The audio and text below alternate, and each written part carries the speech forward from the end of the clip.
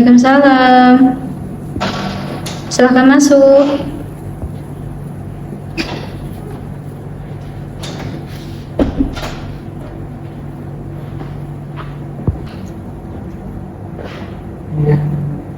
Assalamualaikum. Baik.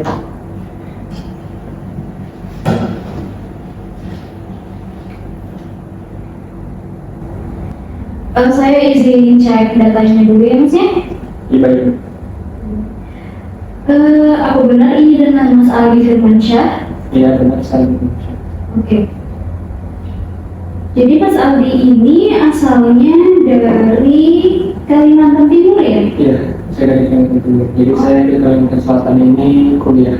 Oh, untuk kuliah. Dari semester berapa Mas? Alhamdulillah ini sudah semester 6. Oke, berarti semester 6 lagi ada skripsi ya? Iya, alhamdulillah. Oke. Berarti Mas di sini ngekos atau nyewa rumah? Kalau saya di sini ngekos. Oh, Bukan kos. dari kampus. Oh, kalau dari kos ke sini itu berapa menit? Sekitar 10 menit. Cepat aja ya berarti ya. Oke. Baik, Mas Aldi. Sebelumnya perkenalkan ya, nama saya Anissa Dayana. Mas Aldi bisa panggil saya sebelum Mbak atau Ibu, terserah Aldi aja senyamannya. Dan di sini saya adalah konselor ya, dan Mas Aldi ini adalah konseling, yang mana di sini kita melakukan proses konseling. Dan di proses konseling ini kita ada memiliki 15 asas, di antaranya ada 3 asas, yaitu ada asas kejujuran, kerahasiaan, dan keikhlasan. Jadi Mas Aldi cerita apa aja ya di sini ya, cerita semuanya, nggak perlu takut karena ini sifatnya rahasia dan ini masih aman. Oke, baik. Kalau begitu, kira-kira apa yang membuat Mas Aldi datang ke sini?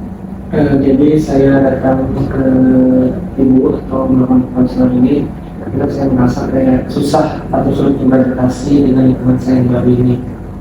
Jadi sudah saya banyak masih, saya kayak sulit beradaptasi dengan entah itu lingkungan ataupun orang-orangnya. Karena kan saya pikir berarti kan satu pulau aja nih, satu pulau Kalimantan. Saya pikir kayak budayanya mereka sama, tapi kayak orang-orang itu atau bahasa yang digunakan tuh berbeda. Biasanya tempat saya itu kalau berbahasa sehari-hari ya kayak bahasa Indonesia gitu.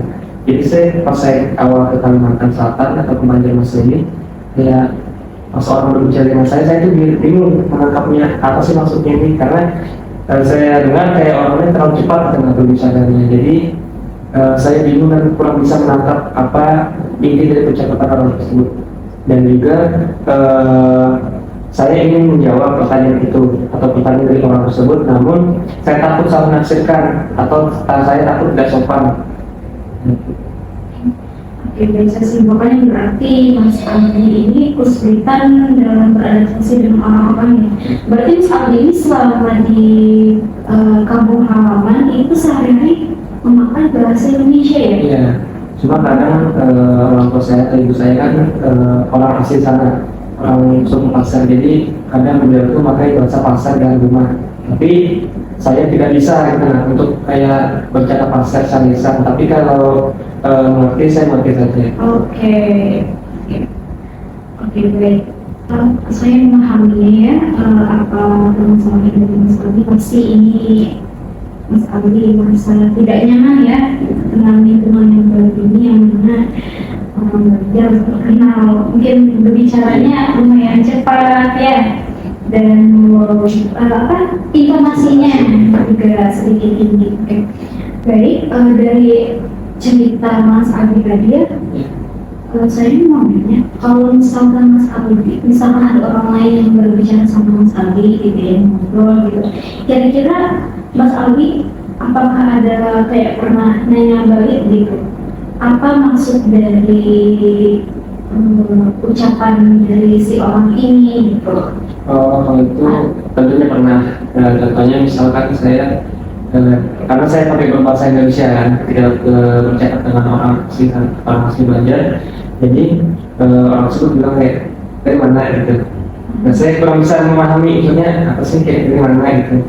Jadi saya kayak apa gitu. Jadi kemudian orang itu kayak mulai lagi dengan intonasi yang lebih lambat dari mana. Nah, jadi saya udah paham gitu. Jadi saya kadang menanyakan maksud perkataan orang tersebut. Itu suatu langkah yang bagus ya, supaya tidak ada terjadinya miskomunikasi.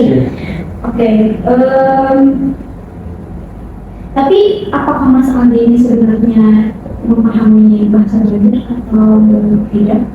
Mungkin kalau untuk sekarang memahami, sedikit memahami, tapi kalau untuk kayak mengapapun atau berbicara itu saya kurang, atau mungkin kurang lah.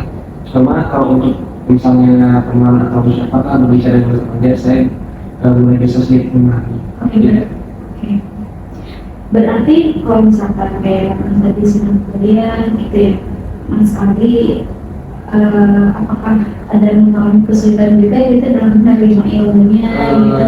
Di awal ya, soalnya kan seperti saya bilang tadi, di awal saya kayak kultur shock dengan bahasa ataupun logat yang digunakan serta intonasi dari orang-orang, tentunya dari dosen juga, karena kan kebanyakan dosen sini sebenarnya Banjar. Jadi saya awal-awal itu kurang bisa memahami apa sih konteks atau maksud dari apa yang dikatakan dosen tersebut. Jadi ada beberapa konteks atau percakapan yang saya kurang ngerti atau kurang paham dengan maksud dari percakapan. Tapi Mas Aldi sekarang udah berapa tahun di Indonesia? Saya di sini sudah dari 2022, berarti sudah sekitar 3 tahun. Berarti ya lumayan cukup ya untuk memahami bahasa Banjar, walaupun tapi untuk melafalkan masih sulit kan? Masih sulit kalau kami orang biasa ya. Baik. Tapi dari semua kejadian yang Mas Aldi alami, kira-kira apakah Mas Aldi ada terpikirkan gitu apa hal atau langkah yang harus Mas Aldi lakukan? Mungkin langkah yang harus saya ambil tentunya karena saya berkuliah di Banjarmasin, di Kalimantan Selatan, yang tentunya mayoritas itu suku Banjar. Jadi mungkin saya harus bisa beradaptasi mungkin dengan temannya, mungkin mulai bisa belajar budaya Banjar, ataupun bisa mulai belajar sedikit-sedikit lah kayak kosakata dari bahasa Indonesia, agar mungkin ketika saya berpapasan dengan orang ataupun ketika saya bercakap dengan orang, saya bisa mengerti apa maksud dari orang tersebut, mengerti dari ucapan tersebut.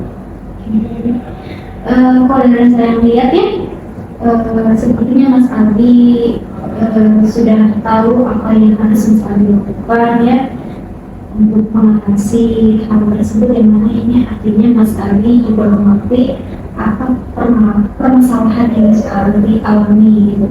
Dan itu menurut saya itu sangat bagus gitu ya, karena tidak semua orang yang mempunyai masalah itu tuh tahu apa yang harus mereka lakukan. Baik, Mas Aldi, dari apa yang semua kita bicarakan tadi, kira-kira kapan Mas Aldi bisa merealisasikan atau melaksanakan solusi yang sudah Mas Aldi pikirkan tadi? Mungkin besok atau di sesi konselor. Itu udah sangat bagus ya, hal yang sudah sangat bagus gitu.